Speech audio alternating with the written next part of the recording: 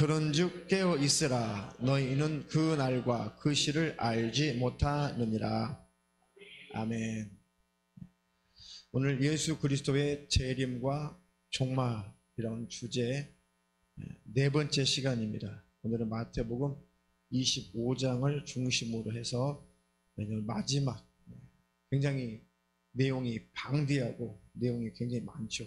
근데 하나하나 다 우리가 다룰 수가 없어서 오늘 지금까지 간단 명료하게 예수 그리스도의 재림과 종말에 대해서 우리가 말씀을 나눴습니다. 오늘은 일단 마감을 하고 우리가 공부해야 될 것이 많이 있기 때문에 종말에 관한 말씀은 오늘 마감을 하도록 하겠습니다. 네 번째 시간, 그런즉 깨어 있으라.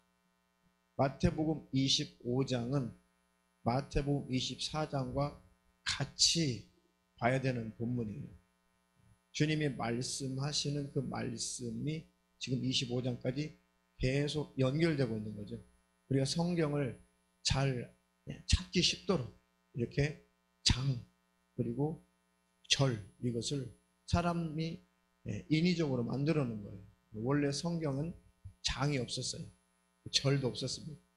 그런데 성도들이 편하게 찾을 수 있도록, 그리고 어느 곳을 잘 이렇게 확인할 수 있도록 장과 절을 만든 거예요. 그러니까 성경을 읽을 때에 전체 맥락, 문맥을 잘 보셔야 됩니다. 24장에서 딱 끝나도 큰 문제는 없는데, 그런데 반쪽만 알고 있는 거죠. 마지막 때에 대해서. 마태복음 24장은 예수님께서 마지막 때에 이러이러한 일이 있을 것이다, 주로 징조에 대해서 많이 말씀을 하셨죠. 징조. 그리고 들림받을 자는 들림받을 것이고 남겨질 자는 남겨질 것이다. 그러니까 다 너희들은 그 날에 나를 꼭 만나야 된다. 다시 말하면 들림받아야 된다. 내가 다시 올 텐데 꼭 나를 만나야 된다. 그러니까 그런즉 깨어 있어라, 그런 뜻이에요. 그래서 마태복음 25장은 그러니까 24장까지 쭉 징조에 대해서 말씀하시고 반드시 마지막 때는 그런 일이 있을 것이다. 두 여자가 매를 갈고 있는데 하나는 남겨지고 하나는 들림받았다. 또 두 사람이 밭에서 일을 하고 있는데 하나는 남겨지고 하나는 데려감을 당했다. 누가복음에는 두 사람이 잠을 자는데 하나는 버려두고 하나는 데려감을 받았다. 그러니까 너희는 절대로 어떤 상황이 있든지 간에 남겨지지 말고 꼭 들림받아야 된다. 그러니까 깨어 있으라. 이게 25장의 핵심인 거죠. 이해가 되시죠? 예. 오늘 그 말씀으로 오늘 예수 그리스도의 재림과 종말 네 번째로 마감을 하도록 하겠습니다. 자, 마감하니까 간단하게 또 복습해야겠죠. 네, 세상의 종말은 올 것입니까? 옵니까? 바로 대답이 나와요. 세상의 종말, 이 우주적인 종말은 반드시 일어납니까? 네, 반드시 일어납니다. 언제 일어납니까? 언제 일어나요? 주님이 오시면 일어나죠. 근데 주님은 반드시 오실 것입니까? 그럼요. 무엇을 근거로? 성경을 근거로. 그럼요. 항상 성경을 근거로. 그래서 이 세상은 언제부터가 말세예요? 예수님이 육신을 입고 오셨을 때, 초림하셨을 때, 하나님이신 예수님이 육신을 입고 바로 이 세상 나라에 진격해 들어오셨을 때, 왜 진격해 들어오셨겠어요? 세상을 심판해 버리시고 세상 임금 마귀에서 귀신을 이제 다 정죄하시고, 그리고 우리를 죄로 지배하고 있는, 저주로 지배하고 있는, 질병으로 지배하고 있는, 결국 우리를 지옥으로 끌고 가는 이 악한 영들의 역사, 특별히 죄의 문제를 해결하시고, 그리고 우리를 건져내시고 이 세상을 없애버리겠다는 거죠.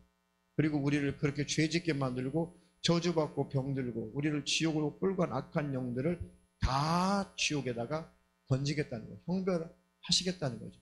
그래서 그 목적으로 예수님이 이 세상에 진격해 들어오셨죠.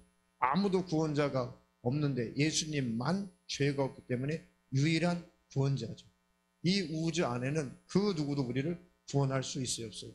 없어요. 이만희? 왜 대답이 늦어요? 이만희가 구원해요? 이만희 씨는 자기가 이긴 자라는데, 이긴 자. 성경에 이긴 자는 예수님밖에 없어요.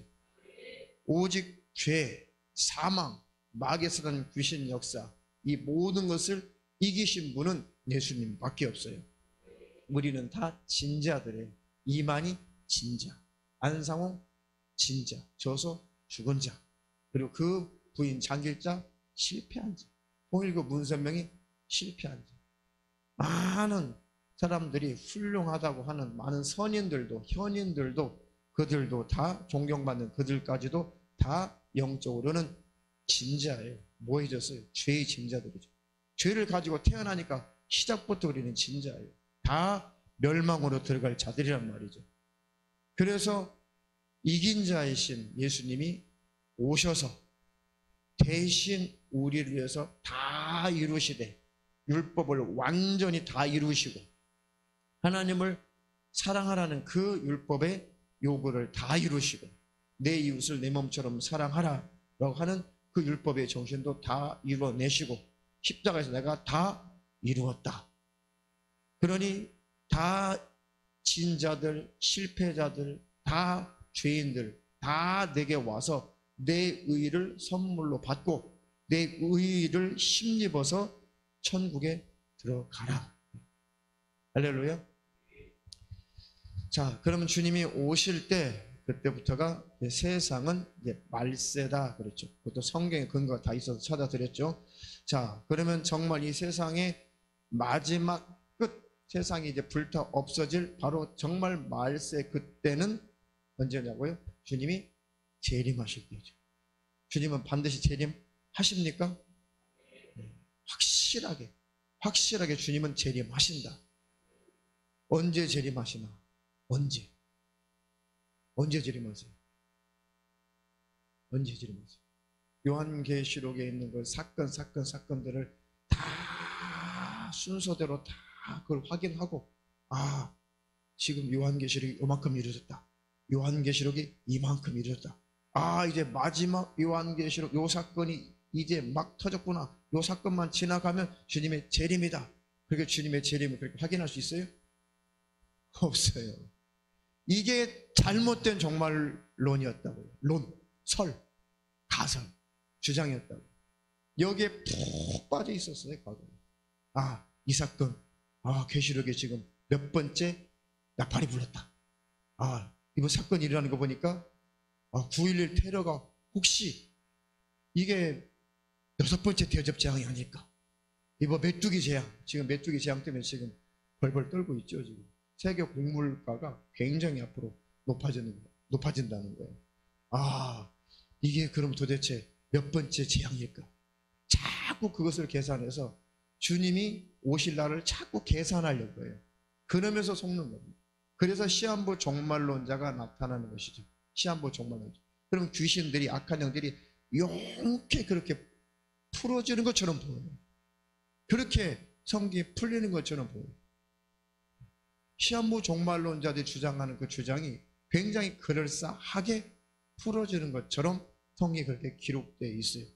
그런데 잘 성령으로 말미암아 성령님이 비춰주신 그 조명으로 보면은 성경은 그렇게 되어 있지 않습니다. 그러니까 성경은 자주 말씀드렸죠. 성경은 창세기부터 계시록까지 어느 한 구절도 충돌되면은 성경으로서 권위가 사라지는 거예요. 한 구절도 서로 충돌이 없어야 돼요. 그 때와 그 시와 그때는 모른다 했으면 몰라야 되는 거예요. 징조는 있지만 그 날과 그 시는 모르는 거예요. 그래서 항상 깨어 있으라. 항상 깨어 있으라는 말씀이 신약성경에 엄청나게 많이 나오죠. 굉장히 많이 나오죠.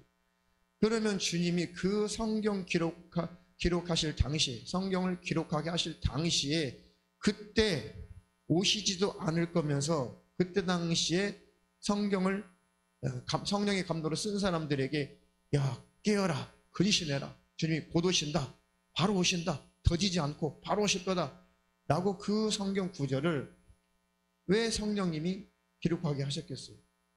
왜? 그때도 오실 수가 있기 때문에 그때도 기록한 거예요. 그때 당시 사람들을 경각심을 일으키시려고 그때 그것을 기록한 게 아니에요. 야, 지금 내가 오진 않을 건데 너희들 좀 경각심 좀 가져. 그렇게 성경을 적어. 그래서 성령이 그렇게 감동하신 것이 아니에요. 그때도 그런 환난기고 그때 성경을 기록할 당시에도 핍박과 환난이 있었습니다. 배도하는 일이 그때도 있었어요. 그때도 전쟁이 있었고 그때도 굶주려 죽는 일이 있었고 그때도 적그리스도들이 나타났고 계시록에 있는 그런 환난들이 그런 현상들이 그때도 있었어요. 1000년 전에도 있었고 100년 전에도 있었고 10년 전, 1년 전, 지금도 있고 앞으로도 있을 것입니다. 계속 계시록에 있는 그 사건들은 과거부터 계속 있어 왔고 앞으로도 진행될 거예요. 그런데 특징이 뭐라고 그랬어요?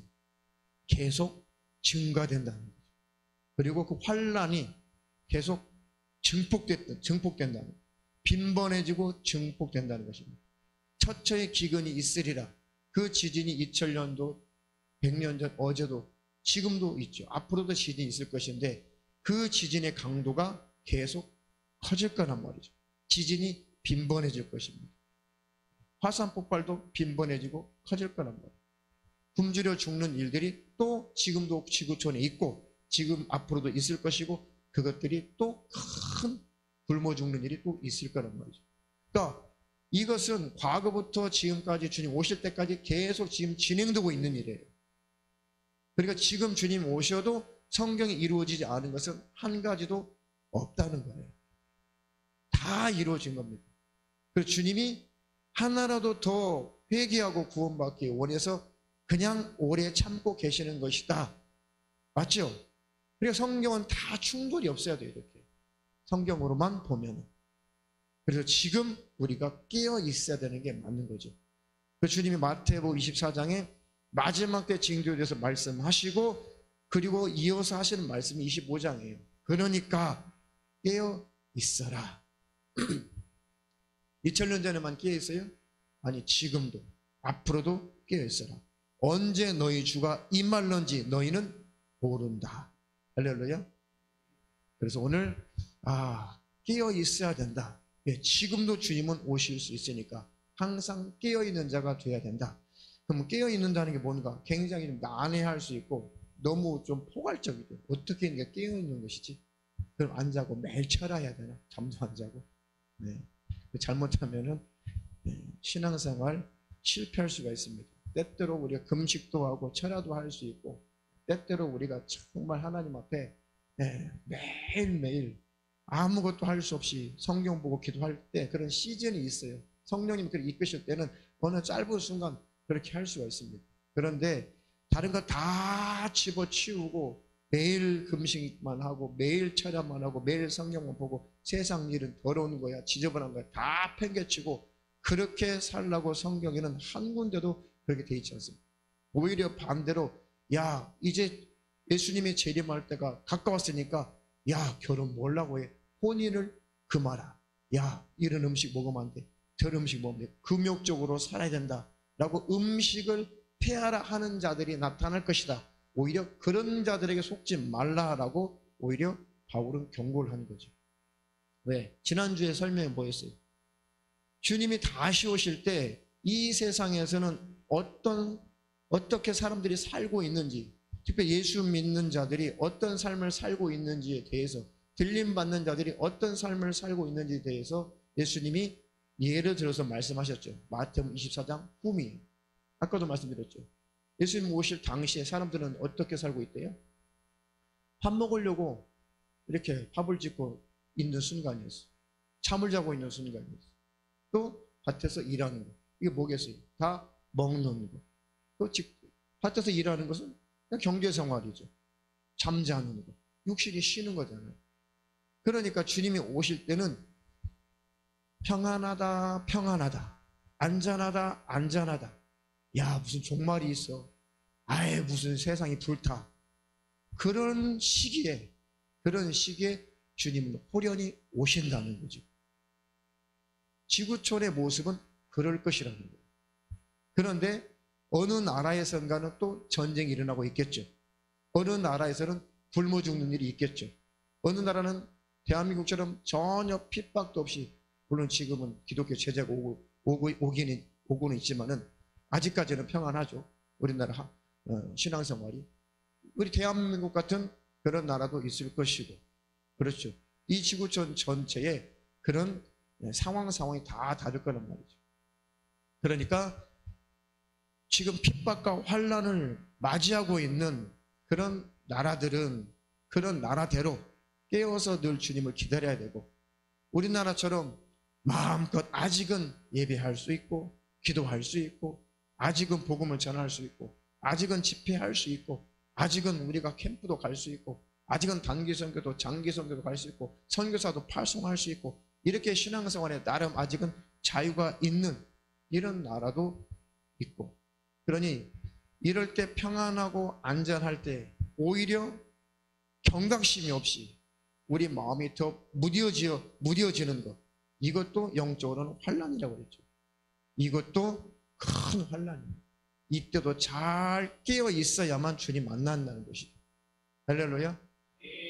적당한 긴장감 있으면 사실은 육신으로는 환경적으로는 힘들어도 영적으로는 굉장히 유익해요. 굉장히. 오늘 저기 조문 갔다 올라오면서 전사님이 이렇게 운전 다 했는데 좀 편하게 왔어요. 그 전사님이 하시는 말씀이, 사람마다 하나님께서 다 모든 것이 다 형통하도록 그렇게 역사하지 않고 성도들에게, 하나님의 자녀들에게 긴장할 수 있는 무엇인가 하나님을 꽉 의지하고 하나님을 꽉 붙잡을 수 있는 그런 것들을 하나님은 하나씩 다 준비하고 계시고, 그 문제도 그대로 다 하나님이 놔두신다는 거예요. 왜?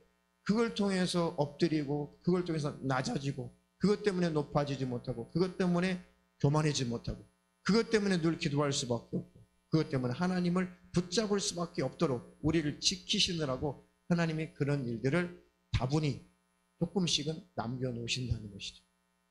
못 깨달으면 거친 채찍과 징계도 찾아올 것이고, 이것이 육신으로는 유쾌한 일은 아닌데 영적으로는 우리가 우둔하니까, 우리가 주님을 마음으로 떠나기 쉬우니까, 우리가 미련하니까 육체로는 우리가 유쾌한 일은 아니지만 하나님의 입장에서는 우리 영혼을 뺏기지 않으시려고 그것들을 놓아주시고 허락하신다는 거죠. 우한폐렴, 코로나 바이러스, 이 감염병이요, 이거 하나님이 한순간에 없앨 수 있어요. 처음부터 일어나지 않도록 막으실 수 있습니다. 하나님이 허락하셔서 이런 일들이 벌어지는 거예요. 이것이 중국 우한 연구소에서 나왔던, 우한 시장에서 나왔던, 아니 자연 발생으로 됐든 어쨌든 간에 원인이 어떻든 간에 하나님이 허락하지 않으면 이런 일도 없어요.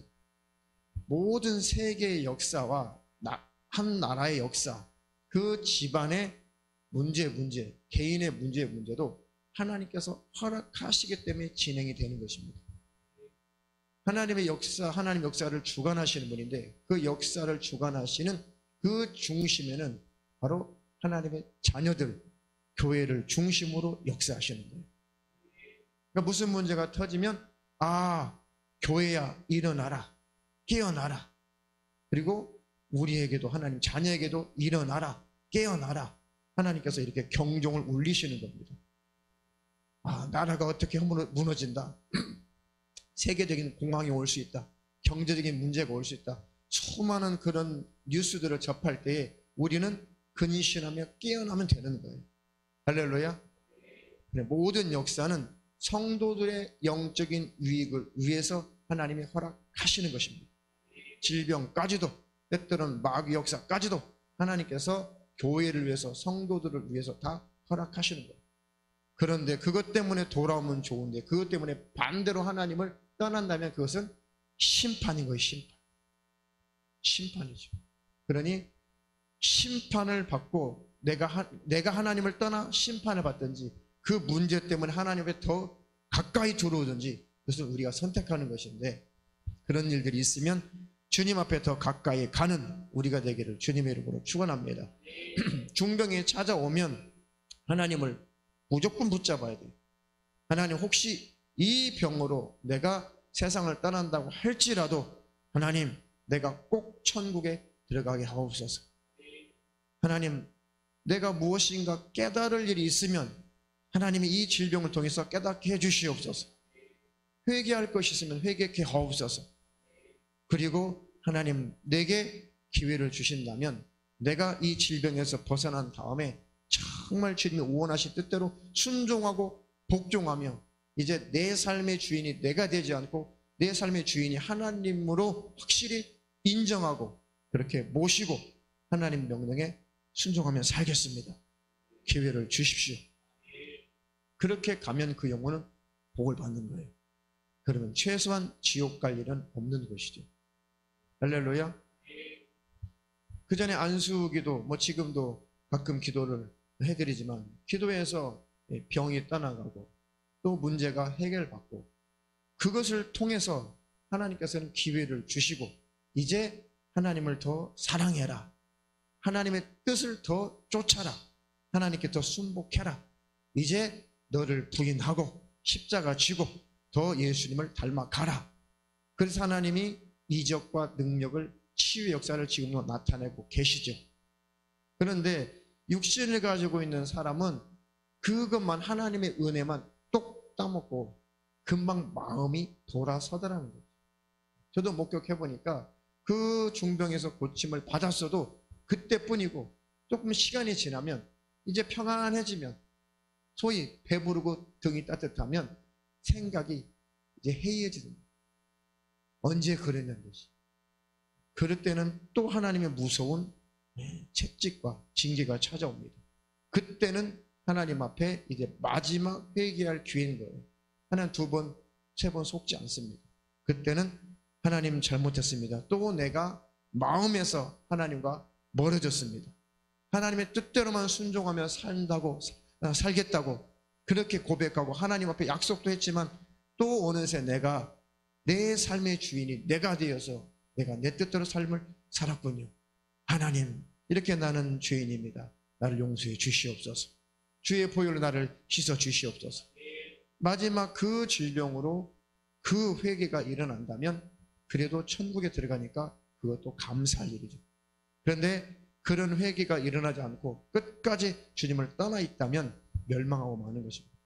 그런 좋은 일이 있을 때, 모든 일이 형통할 때, 문제가 없고 평안하고 평탄할 때 그때 더욱더 깨어 있어야 되고, 할렐루야.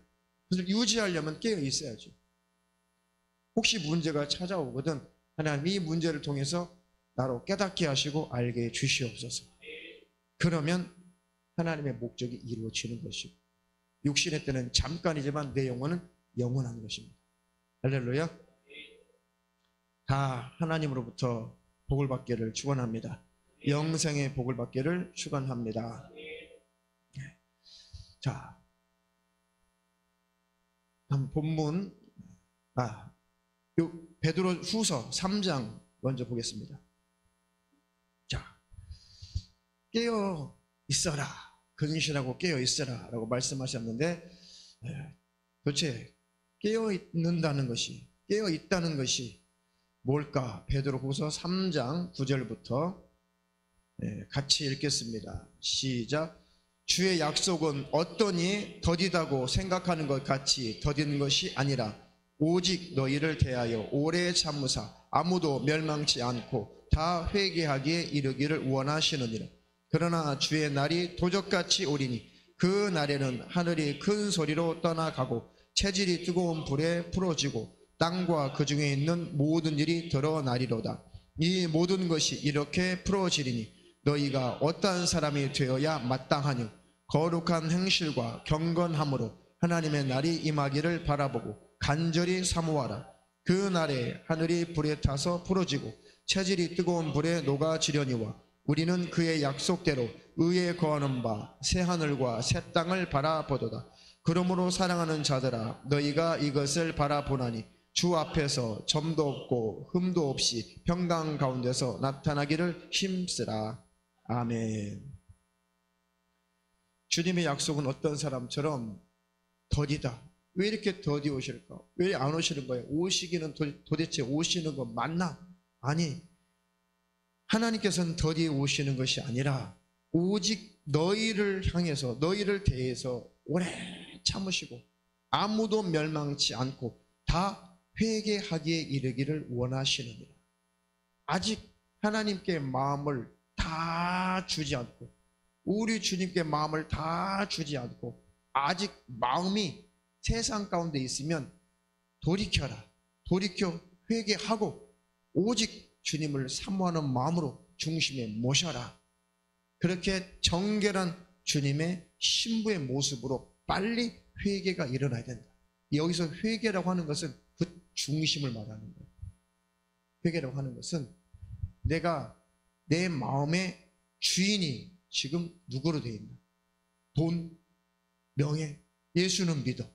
예수님은 믿는데 나의 주인은 돈이라든지, 예수는 믿는데 나의 주인이 나의 자존심이라든지, 예수는 믿는데 나의 주인은 명예라든지, 예수는 믿는데 나의 주인이 혈육이라든지, 예수는 믿는데 나의 주인이 세상적인 지위라든지 세상적인 관계라든지 체면이라든지 이런 것들이 예수보다도 더 큰 자는 절대로 주님보다 위에 있는 것을 둔 자는 주님 만날 수가 없다.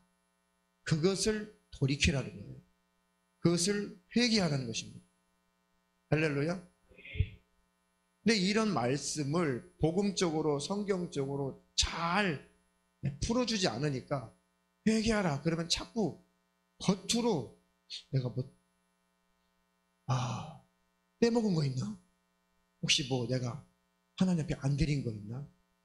내가 뭘 안 한 거 있나? 자꾸 겉으로 뭔가 안 한 거, 그것만을 자꾸 회개로 인식을 해요. 그러니까 신앙생활을 잘못하는 사람의 특징이 자꾸 회개거리를 밖에서만 찾는 거예요. 밖에서만. 아니요. 지금 모든 성경에 회개하라. 그것은 라오디게아 교회 말씀에 있는 그 교회에게도 경고하신 것처럼 네가 차지도 않고 덥지도 않고 미지근하다. 네가 첫사랑 잃어버렸구나. 내가 토하여 내쳐버리겠다. 첫사랑 잃어버렸구나. 회개하라. 회개가 뭐예요? 너의 중심에 나를 주인으로 모셔라. 할렐루야. 그러니까 회개가 무언지를 몰라요. 회개 개념. 회개야 천국 간다. 그게 뭐지? 뭘까? 내가 10년 전에 혹시 11조 떼먹은 거 있나? 막 그 계산해. 어떻게 기억나? 그게 기억도 안 나는. 그러니까 그런 것으로만 자꾸 회개를, 그런 곳에서만 그 회개의 개념을 찾다 보니까 정말 진짜 회개가 뭔지를 모르고, 진짜 회개가 뭔지 모르게 되어 있습니다. 그러니까 율법 아래 갇힌 자들은 자꾸 겉으로 열심 안 낸 것만 회개하려고 그래요. 맞아. 내가 수요일날 예배 못 드리고 금요일날 예배 못 드리고 주일날 교대 근무도 있으니까 다 때려치우고 모든 예배 다 드릴 수 있는 아르바이트나 해야지.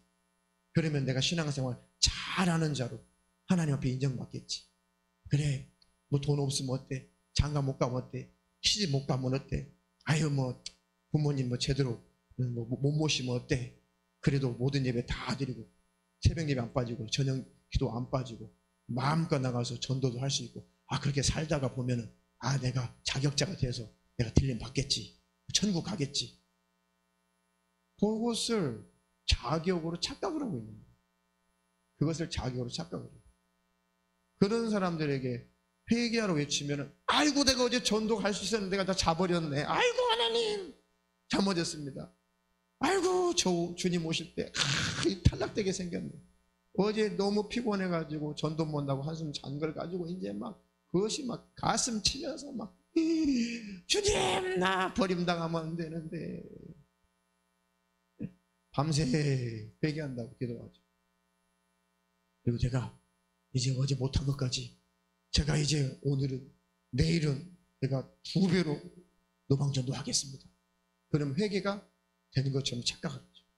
나 회개했다. 어제 2시간 못한 거 오늘 4시간 했으니까 전도 4시간 했으니까 나 회개 오늘 이루어졌어. 4시간 채웠으니까 어제 것까지 나 회개 이루어졌어. 의기양양하죠.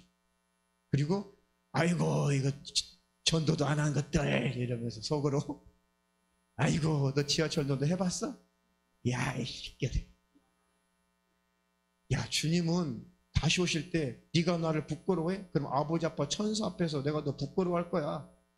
인정도 안 할 거라고 했는데 아이고 나는 이래도 노방전도 해봤어. 나는 가서 지하철도 가지고 외침전도 해봤어. 너희는 그렇게 주님이 부끄러워? 믿음도 없는 것들. 나는 들림 받을 가능성이 많이 높아졌고 자신도 없어. 그런 사람들이 많이 지금 들림 받을 가능성이 높아졌고 너희 것들은 탈락이야. 이게 열매예요. 열매. 비난하고 비판하고 정죄하고 자기 의의를 없애고 그러다가 지옥 가는 거예요. 나는 의의가 없어요. 예수만 의의가 있는 거예요. 할렐루야. 주님의 은혜에 너무 감격하고 하나님 자녀 삼아주신 거 감격하고 또 내가 하나님 앞에 흠도 많고 점도 많은 존재이기 때문에 성령 받고 따따따 방언하고 매 저녁에 기도해도 또 다음날 가면 또 혈기 부리고 또 짜증 부리는 부족한 나, 넘어지고 연약한 나. 아이고 이같이 흠도 많고 점도 많은다. 그래서 주님이 대신 죽어주셨군요. 그래서 주님이 내가 십자가에 매달려 저주 속에 죽어 지옥 가야 되는데 그러지 말라고 주님이 대신 십자가에 매달려 죽어 주셨군요. 주님 그저 고맙고 감사합니다. 주님의 피 흘리신 공로를 의지하오니 주님의 의만 의지하오니 주님 나를 불쌍히 여겨주시고 내 영혼을 주님께 부탁하오니 나를 좀 받아주시옵소서. 지난 주일 설교했잖아요. 한편에 있는 강도처럼 우리는 이렇게 십자가에 매달려 고통받고 죽어야 마땅하고 상당한 보응을 받아야 마땅한데 저기 계신 분은 옳지 않은 일이 없다. 죄가 없다. 주님이 당신이 당신 나라에 이르실 때 나 좀 기억해 주십시오. 그것이 구원이에요.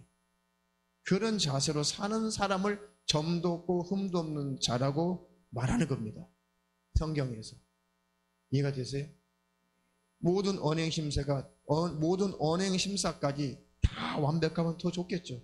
그런데 이 세상에 그런 완벽한 신적인 존재, 예수님 같은 존재가 어디 있어요? 우리가 그걸 지향하는 거죠. 너무 그 은혜가 감사해서 예수님을 닮아가고 거룩을 쫓아서 가는 거죠. 지향성이죠. 지향성. 방향성이에요. 그렇게 가는 것이지 물론 그렇게 가지 않는 자는 지옥 가는 것이고 그런 방향으로 우리가 계속 성령이 이끌려 가는 것이지 끝까지 예수님처럼 돼버릴 수는 없는 존재인 거예요. 신이 될 수 없는 거예요. 그러니까 육신을 벗어버리면 신이 되는 거예요. 다시 말하면 하나님과 똑같은 존재가 된다는 것이 아니라 육신을 벗어버리면 죄를 짓지 않는 주님과 같은 모습으로 천사 같은 모습으로 영생하는 것입니다. 할렐루야. 그러니까 그것을 아는 사람은 이 육신이 거추장스럽죠. 왜? 죄덩어리니까. 죄. 오늘 은혜 받았어. 야 오늘 꼭 나에게만 말씀하신 것 같아. 유튜브를 보신 분도 가끔 그런 고백을 하시더라고요. 오늘은 나에게만 말씀하시는 것 같다고. 나에게만 말씀하시는 것 같다고. 네, 그렇게 말씀으로 부딪혀 오는 것은 복이죠, 복. 할렐루야. 그런데 우리가 완전하고 완벽할 수 없는 그런 존재잖아요. 그래서 끝까지 죽을 때까지 주님의 피 흘리심 없이는 나는 지옥 갑니다. 주님의 피 흘리신 공로를 힘입지 않고는 나는 멸망하고 지옥 갑니다. 주님 나를 불쌍히 여겨주시고 나를 꼭 기억해 주십시오. 주님 다시 오실 때 나를 좀 기억해 주시고 내 영혼이 육신에서 떠날 때 주님 나를 꼭 좀 기억해 주세요. 할렐루야. 오직 주님 때문에 그 의의를 힘입어 나는 주님 만납니다. 그래서 그런 주님이 왜 사랑스럽지 않겠냐. 주님이 아니면 천국 못 가는데 주님이 아니셨다면 주님이 이루지 않으셨다면 십자가 안 졌다면 나는 100% 지옥인데 내가 지옥 가지 않도록 주님이 십자가에서 내 구원을 이루어 주셨으니 그 주님이 어찌 사랑스럽지 않으며 어찌 감사하지 않으며 그분을 어찌 안 만나고 싶겠냐고. 나 지옥 가야 마땅한데 나 지옥문 닫아버리시고 나 천국 갈 수 있도록 천국문을 열어주시고 내가 곧 길이요 진리요 생명이니 나로 말미암지 않고는 아버지께로 올 자가 없다. 그렇게 유일한 구원의 문이신 그 예수님을 왜 안 만나고 싶어요? 주님 다시 오시면 꼭 꼭 주님 빨리 만나고 싶죠. 그런 믿음을 가진 자를 신부라고 하는 것입니다. 그런 정결한 신부, 그들을 점도 없고 흠도 없는 자로 하나님이 인정하시는 거예요. 할렐루야. 그런데 모든 겉으로의 모든 삶이 하나님 앞에서 온전하도 우리가 그런 방향성을 가지고 가야 되는 건 맞지만, 완벽하게 예수님 같이 되어 버려서 들림 받고 천국 가겠다는 율법주의자의 그런 잘못된 구원관은 신앙인들을 타락시키고 오히려 피폐하게 만들고 자기 의의를 드러내게 만들고 예수님의 십자가의 그 공로와 의의를 무색해 만들고 아주 가치 없이 만드는 엄청난 큰 죄라는 것을 잘 모른단 말이죠. 이것을 뭐라고 그래요? 마귀의 괴계라고 해요. 마귀의 괴계가 그를 다 표시가 나고 사람들이 금방 발견할 것 같으면, 금방 분별할 것 같으면 그걸 괴계라고 하지 않죠. 그 마귀의 미혹, 괴계라고 하지 않죠. 아주 괴계라고 하는 것은 술수, 마귀의 미혹이라고 하는 것은 알아차리지 못하게 하니까 그걸 괴계라고 하는 것입니다. 그런데 성경을 보면 마귀의 교묘한 괴계가 선명하게 드러나니까 감사하죠. 하나님 말씀은 빛이요. 할렐루야. 그래서 말씀의 빛을 많이 가지시기를 축원합니다. 축원합니다. 자, 데살로니가 전서 5장 시작. 형제들아, 때와 시기에 관하여는 너희에게 쓸 것이 없음은 주의 날이 밤에 도적같이 이를 줄을 너희 자신이 자세히 알미라. 저희가 평안하다 안전하다 할 그때에 잉태된 여자에게 해산 고통이 이름과 같이 멸망이 호련히 저희에게 이르리니 결단코 피하지 못하리라.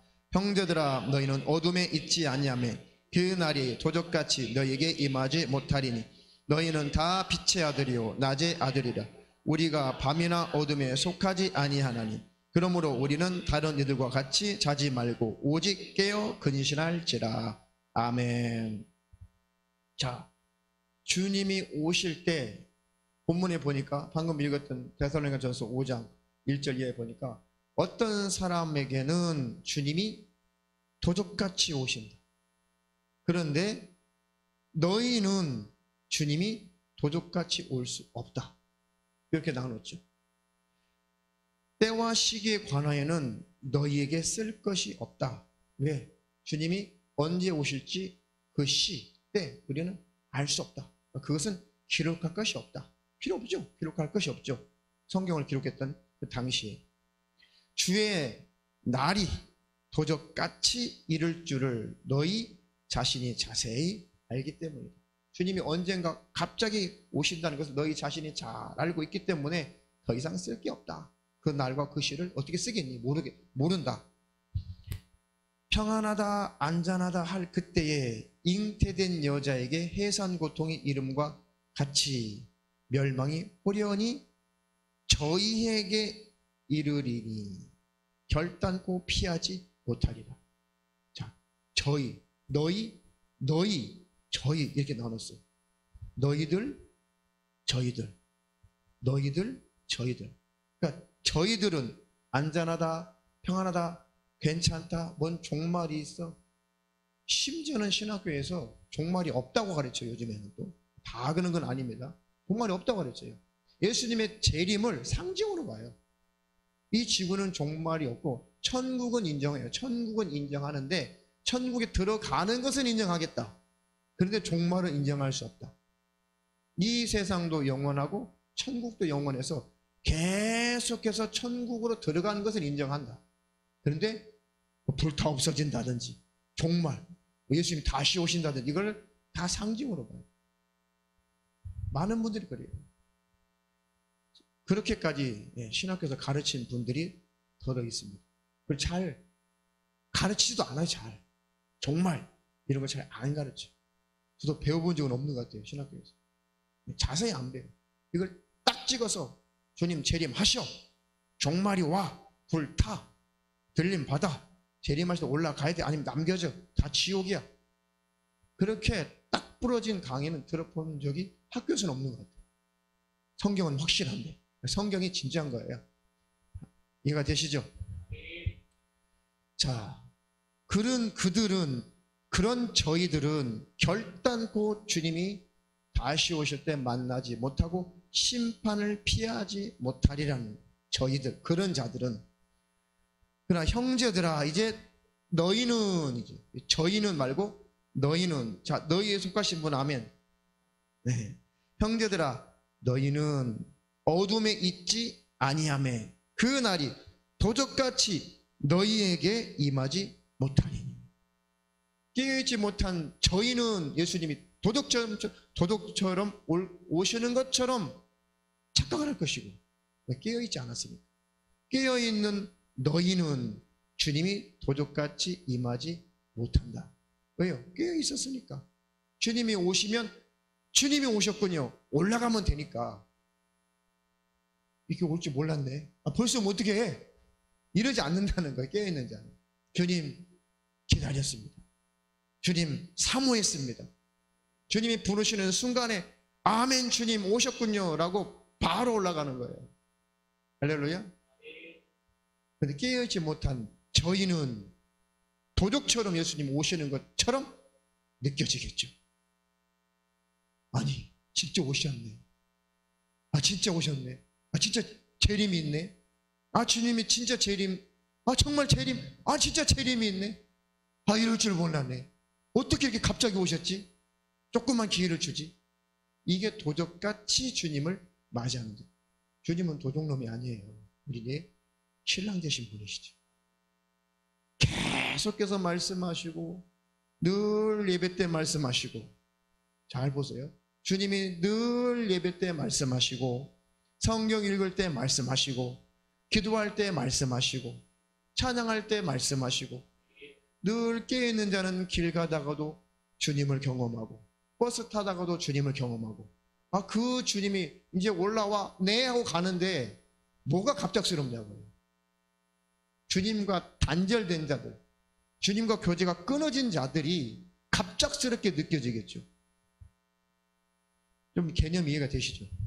늘 주님과 함께 있어. 늘 주님과 나와 하나야. 늘 주님의 음성이 들려와. 성경을 읽을 때도 아이고, 주님의 마음이 이러셨구나. 늘 주님과 교제해. 설교를 들을 때도 아이고, 맞아. 내가 또 그걸 못 깨달았구나. 그렇게 못 살았구나. 내가 아직 덜 됐구나 하면서 늘 주님의 목소리가. 기도할 때도 주님의 생각이. 기도할 때 주님의 마음이 임해. 그렇게 늘 주님과 교제하며 사는 사람이 주님이 다시 공중에 재림에 오실 때 특별한 분이 오시는 분이 아니에요. 늘 나와 교제하셨던 그분이 오시는 거예요. 그냥 바로 들리는 거예요. 안무개야, 가자. 내 주님, 그냥 가는 거죠. 갑작스러울 것이 있다 없다? 없다. 그것을 깨어있는 자라고. 근데 주님과 교제가 끊어졌어. 예배도 싫어. 나 기도도 싫어. 못하는 것과 안 하는 것 구분하라고 그랬죠. 못하는 것과 안 하는 것 구분이 되죠. 예배를 잘 드릴 수 있는 상황이 안 되는 것과 예배가 드리기 싫은 것과 완전 다르죠. 똑같이 예배 자리 없어. 예배 드리기 싫어. 그래서 안 오는 것과 예배 드릴 수 있는 상황이 안 되는 것과 깨어있는 자와 잠자는 자가 구분이 되는 거죠. 좀 이해가 되시죠? 기도를 할 수 있는데 기도가 하기 싫어서 기도 안 해. 그런 분과 정말 내가 오다 가다 기도하고 잠자기 전에 기도하고 평상시에 기도는 하는데 내가 정말 기도의 시간에 그 현장에 가서 막 기도할 수 있는 상황이 안 돼서 기도하는 자리에 못 오는 것과는 완전히 다르죠. 전자는 잠든 자, 후자는 깨있는 자예요. 이해가 되시나요? 그리고 지금 나와 주님과 대화가 되고 있네요. 주님과 교통이 일어나고 있냐? 말씀이 들려오느냐? 주님을 지금 만나고 싶은가? 할렐루야. 영적으로 잠든 자인지 내가 지금 깨어있는 자인지 왜 몰라요? 자기 자신이 왜 모르냐고요. 누가 가르쳐줘요? 자기가 더 잘하는데. 나 가기 싫어. 그럼 잠든 자죠. 예배는 주님을 만나는 거예요. 주님께 경배하는 거예요. 주의 말씀 듣는 것입니다. 주님께 찬미의 제사를 올려드리는 거잖아요. 그것이 왜 싫으냐고요. 주님은 찬양 받으실 만한 분이신데, 주님은 영광 받으실 만한 분이시고 경배 받으실 만한 분이신데, 당연히 나에게 하나님은 영광을 받으셔야 되고 경배를 받으셔야 됩니다. 왜? 은혜를 아는 자는 그 고백이 나오죠. 근데 은혜를 잃어버린 자, 망각한 자, 사랑을 다 잃어버린 자는 그 마음이 일어나지 않죠. 마음이 떠나 있죠. 잠들어 있죠. 그것을 회개하라는 거예요. 회개하라. 성경은 그것을 회개하라는 거예요. 하나님은 너의 중심을 보느니라. 할렐루야. 그런데 또 반대로 그런 중심이 있는 사람들이 어찌 또 이 하나님 앞에 헌금할 때 억지로 인색하게 드리겠으며, 또 전도하는 일에 그냥 싫어가지고 죽어가는 영혼들에서 무관심하겠으며 어찌 하나님의 일에 무관심하겠냐는 거죠. 열매로 그것들은 행위가 나타나는 것이죠. 믿음의 열매로 순종이 나타나는 거죠. 믿음과 순종은 하나예요. 하나. 할렐루야. 왜 자기가 모르겠어요. 내가 깨어있는 자인지 지금 졸고 있는지 잠들어 버렸는지 자기 자신이 왜 모르냐고요. 신앙 양심이. 모르면 잠든 자죠. 모르면 지금 죽어있는 자, 잠든 자예요. 그래도 깨어있는 자는 내가 아이고 나 이러면 안 되는데, 아직 깨어있는 자, 내가 이렇게 주님과 멀어지면 안 돼, 내가 이렇게 자꾸 이러면 안 돼. 그 사람은 감각이 있는 자예요. 그들에게는 하나님이 반드시 기회를 주시는 겁니다. 할렐루야. 내가 깨어있는지 잠자는지 모르겠어. 그냥 싫어. 너는 잠든 자예요. 너라고 해서 죄송합니다. 그분은 잠든 자예요. 어찌 자기 자신이 모릅니까? 알죠? 자, 그래서 형제들아 너희는 어둠에 있지 아니하매 그 날이 도적같이 너에게 임하지 못하리니 너희는 다 빛의 아들이요 낮의 아들이라. 우리가 밤이나 어둠에 속하지 아니하나니 그러므로 우리는 다른 이들과 같이 자지 말고 오직 깨어 근신할지라. 할렐루야. 깨어 있는다는 것이 조금 감이 오시죠? 오실 분이 오셨구나. 늘 주님과 교제하는 사람은 오실 분이 오신 거죠. 주님과 교제가 끝난 사람, 주님과의 이 교제가 교통이 끝난 사람은 갑자기 주님이 오신 거죠. 갑자기. 오셨군요. 나 어떻게? 나는 너를 모른다. 그냥 끝이에요. 마귀와 그 사자들을 위해서 예비한 영영한 불에 들어가라. 한마디면 끝이에요. 끝. 한마디 들을 것도 없어요. 못 올라가면 그냥 마귀의 사단 귀신가 그냥 지옥행이니까. 그러니 늘 주님과 교제하십시오. 그래서 성경도 읽고 또 녹음도 해보고 큐티하는 사람 큐티도 하고 또 오디오 성경 듣는 사람도 듣고 또 하여튼 하나님과 더 친밀하고 그 교제가 교통이 끊어지지 않으려고 무단히 애를 써야 돼요. 할렐루야. 자, 그래서 본문 시간이 마지막 타임인데 자 조금만 더 하고 마감하겠습니다. 자 본문 그러므로 깨어 있으라. 자 본문에는 마태복음 25장에는 세 가지 사건, 세 가지 비유가 나오죠. 예수님 말씀에.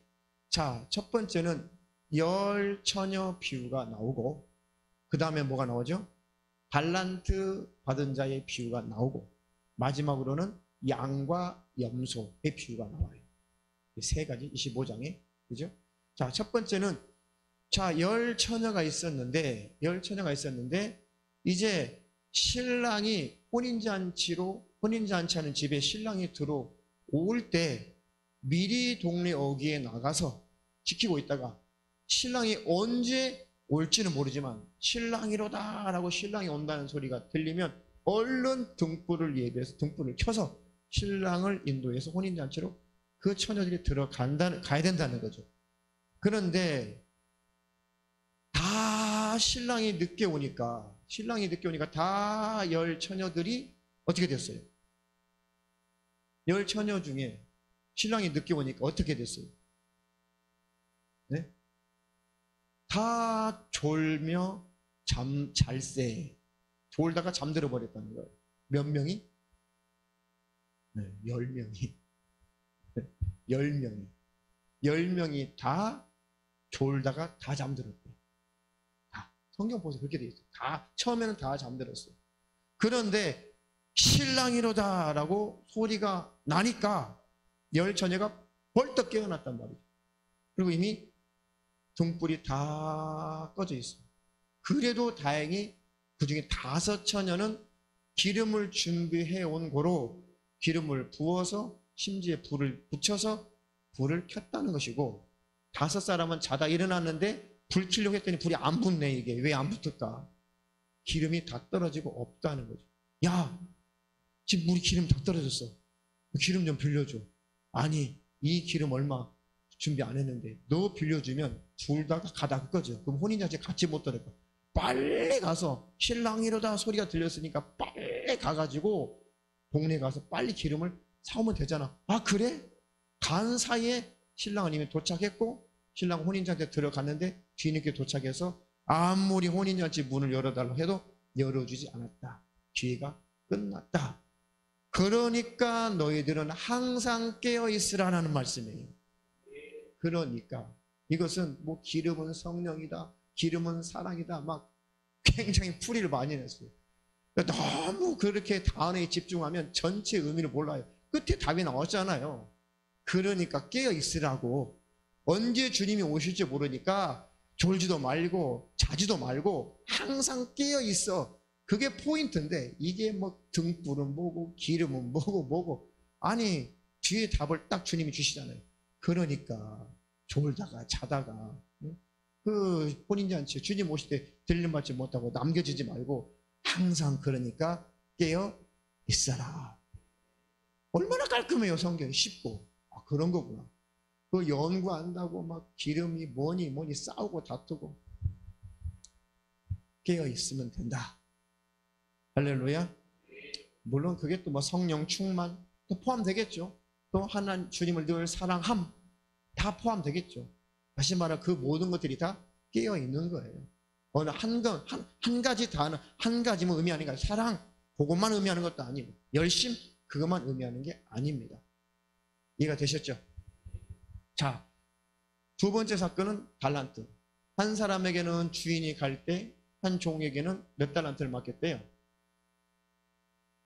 5달란트를 맡겼고, 그리고 갔다 오니까 5달란트를 또 장사해서 남겨서 총 10달란트를 주인에게 회계해서 내놨고, 야, 착하고 충성된 종이구나. 야, 내 즐거움에 참여해라. 그리고 2번째 사람은 몇 달란트를? 2달란트를 줬대요.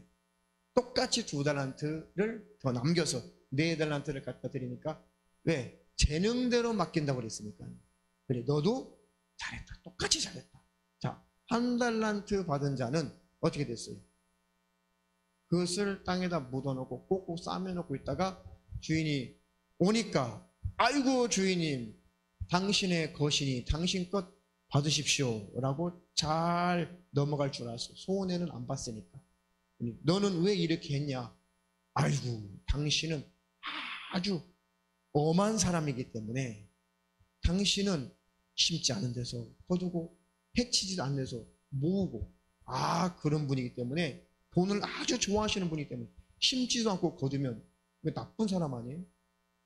그리고 다 투자도 하지 않고 막 거두어 나쁜 놈 아니고 당신은 해치도 않고 거두는 분 심지도 않고 거두는 분 그런 분 이렇게 돈을 좋아하시는 분이기 때문에 혹시 손해를 끼칠까봐 원금을 잘 보관했다가 드렸으니까 칭찬받을 일은 없지만 혼날 일은 아니지 않습니까? 라는 논리인 거죠.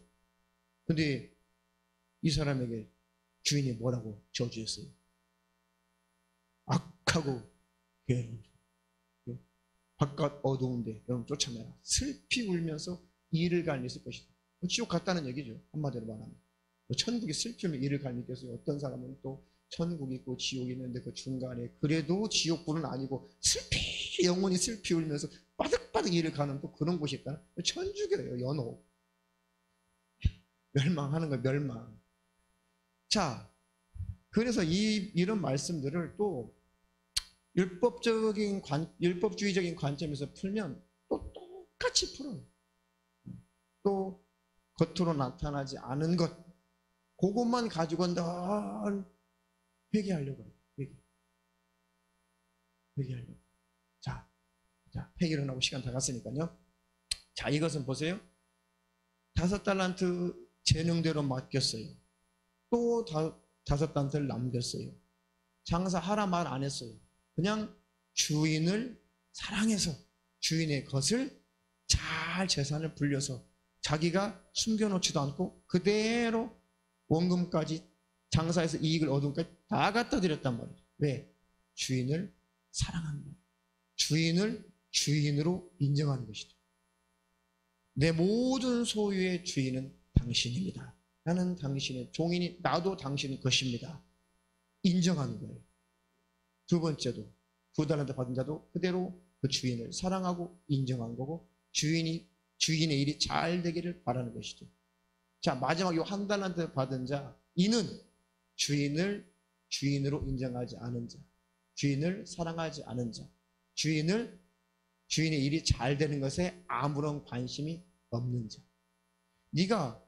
내가 그런 주인으로 알았다면, 야, 이자라도 받게 은행에다 갖다 놓지. 야, 그 이자도 없잖아. 내가 돈만 아는 줄로 알았다며. 그렇게 내가 돈만 좋아하는 주인으로 알았다며. 그럼 내가 그렇게 돈만 좋아하는 주인으로 알았다면, 내가 이자라도 얻을 수 있도록 은행에다 집어넣었다가 은행에다 갖고 와야 될 거 아니야. 너 말이 안 되잖아. 너는 나에 대해서 아무런 관계도 없는 자. 너는 나의 일에 관심도 없는 자. 너는 나를 인정하지 않은 자. 너는 나를 사랑하지 않는 자. 그래서 책망이 오는 거예요. 책망이 오는 것입니다. 그래서 저주를 받는 거예요. 주님과 아무런 관계가 없는 자를 말합니다. 아무 관계 없는 자. 당신은 엄한 사람이기 때문에, 그래서 당신은 이 원어로 보면 당신은 아주 무서운 사람이고 폭군이고 돈만 아는 그런 존재, 수전노 그런 뜻이에요. 엄한 사람 이런 게. 이 의미 자체가 돈만 아는 자. 그러니까 손해 보면은 나를 죽일 것 같은 그런 존재. 그러니까 그것은 주인을 아주 모독하는 것이죠. 주인을. 아니, 이 사람은 처음부터 그 주인에 대해서 아무런 관심이 없어요. 주인을 사랑하지 않아요. 주인을 주인으로 인정도 하지 않습니다. 그들은 잠든 자예요. 잠든 자. 죽어있는 자죠. 그러니까 저주받고 쫓겨나는 것입니다. 이해가 되시죠? 자, 마지막으로 양과 염소. 양과 염소. 자, 오른쪽에 있는 자들에게 너희는 창세로부터 예비된 그 나라, 하나님 나라를 다 상속으로 받아라. 아이고, 어떻게 이런 복을 우리 주십니까? 그 주님이 뭐라고 그래요? 제가 찾지 마시고 제가 읽어드릴게요. 그 주인이 넘어가고. 자, 창세로부터 너희를 위하여 예비된 나라를 상속하라. 내 아버지께 복을 받은 자들아. 너희는 내가 줄일 때에 너희 먹을 것을 주었고, 목마를 때에 마시게 하였고, 나그네 되었을 때에 영접하였고, 벗었을 때에 옷을 입혔고, 병들었을 때에 돌아보았고, 옥에 갇혔을 때에 와서 보았느니라. 그러니까 오른편에 있는 그 양들이, 그 의인들이 대답하여 가로되, 주님, 우리가 언제 어느 때에 우리 주님께서 배고프신 것을 우리가 보고 공개하였습니까? 드실 것을 드렸습니까? 언제 주님이 목마르신 것을 우리가 보고 주님께 목마른 것을 마실 것을 드렸습니까? 언제 주님이 나그네 되셨을 때 내가 주님을 우리 집으로 영접해서 잘 모셨습니까? 언제 주님이 헐벗은 것을 보고 우리가 옷을 갖다 입혀드렸습니까? 우리는 주님 앞에 직접 그렇게 한 것이 없는데, 언제 당신이 병들었을 때, 또 옥에 갇혔을 때, 언제 우리가 가서 찾아뵀습니까? 우리는 그렇게 한 것이 없는데. 그러니까 주님이 뭐라고 대답하세요? 주님이 자, 40절. 임금이 대답하여 가라사대 내가 진실로 너희에게 이르노니 너희가 여기 내 형제 중에 지극히 작은 자 하나에게 한 것이 곧 내게 한 것이니라. 아멘. 그래서 하나님을 사랑한다는 것은 내 이웃을 사랑하는 거죠. 근데 형제들아 그랬으니까 주님의 이름으로 사랑하는 걸 말하는 거죠. 그냥 박애주의 그런 거 말고, 그냥 박애주의 그냥 말고, 그냥 주님의 이름으로 주님의 사랑을 가지고 사랑을 베푸는 것, 그것이 바로 하나님을 사랑하는 것이라는 거죠. 그들을 의인, 하나님이 오른편에 있는 자, 주님이 내 양들이다라고 하는 거죠. 반대로 염소는 그 반대죠. 우리가 언제 주님인 줄 알았더라면 주님한테 그렇게 했겠습니까? 그럼 주님 좀 나타나시지. 아니, 바로 이 지극히 작은 소자에게, 형제에게 하지 않은 것 내게 하지 않은 것이다. 그러니까 율법 아래 갇힌 자들은 꼭 이렇게 살아요. 주님과의 관계는 잘 하는 것 같은데 왜? 이기적으로 나 천국 가야 돼, 나 들림 받아야 돼, 다 필요 없어, 나만 가면 돼, 내가 먼저 가야 돼. 근데 신앙생활이 엉망이죠. 내 이웃에 대해서는 아무런 관심이 없어요. 사랑이 없어요. 벌 봐도 상급 받으려고, 벌 봐도 뭔가 그거 해야지 들림 받을 것 같으니까, 뭘 해도 그것 때문에 내가 천국 갈 것 같으니까 하는 것이지, 진실한 주님의 사랑이 우러나서 하지는 못한다는 거죠. 왜? 정신이 잘못돼서 그런 것입니다. 근본이 잘못돼서 그런 거예요. 주님의 은혜를 아는 자는 주님의 그 은혜를 이웃에게 나타낸다. 그러니 그것을 뭐라고 그래요? 야고보 사도가 행함이 없는 믿음은 죽은 믿음이다. 그렇게 해야, 구제해야 천국 간다 이런 것이 아니라, 정말 내가 하나님 자녀되고 은혜를 아는 자라면 내 이웃을 섬기고 사랑하게 되어 있다. 그래서 믿었다면, 은혜를 안다면, 구원을 안다면 반드시 행함의 열매는 나올 수밖에 없다는 거죠. 그거 구제해야 구원받는다는 것이 아니라 구원의 은혜를 아는 자는 행함이 열매로 나타나는 것이다. 할렐루야. 이런 자들을 깨어있는 자라고 하는 거죠. 그래서 열처녀 비유, 그리고 달란트 비유, 그리고 양과 염소 비유를 25장에 세 비유를 주님 말씀하시고, 딱 마지막 때에 대한 말씀 끝나시고 26장 넘어가면 주님이 이제 죽으러 가세요. 네. 야, 이제 죽을 때가 됐다. 그리고 26장에는 주님이 십자가 사건이 진행이 되죠. 이렇게 마지막 만찬하시고. 이해가 되셨나요? 네.